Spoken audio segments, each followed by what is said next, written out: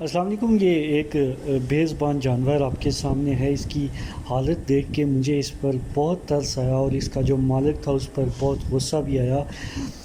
ایک حدیث کا میں آپ کے سامنے میں رکھوں گا۔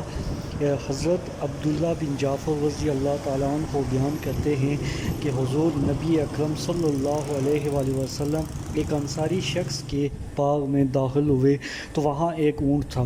جب اس نے حضرت محمد صلی اللہ علیہ وآلہ وسلم کو دیکھا تو وہ رو پڑا اور اس کی آنکھوں سے آنسو نکلے۔ آپ صلی اللہ علیہ وآلہ وسلم اس کے پاس تشریف لے گئے اور اس کے سر پہ دست شفقت پھیرا تو وہ خاموش ہو گیا۔ آپ صلی اللہ علیہ وآلہ وسلم نے دریافت فرمایا، اس اونٹ کا مالک کون ہے؟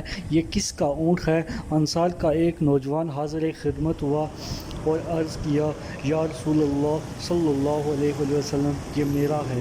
آپ صلی اللہ علیہ وآلہ وسلم نے فرمایا، کیا تم بے زبان جانور کے معاملے میں اللہ تعالیٰ سے نہیں ڈرتے جس کا اللہ تعالیٰ نے تمہیں مالک بنایا ہے؟